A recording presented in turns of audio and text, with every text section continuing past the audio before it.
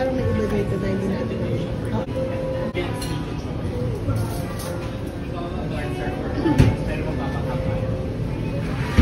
Hindi yung pangalan ng pagkain.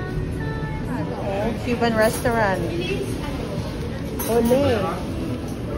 Hola. Ay. Wow. Ano yung best seller nila dito? Coffee. Heaven. Kahit once a year.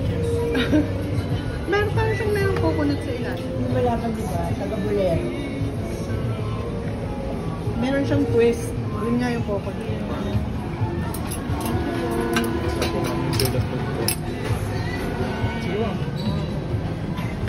Iya, Gagawin na nila pag ano.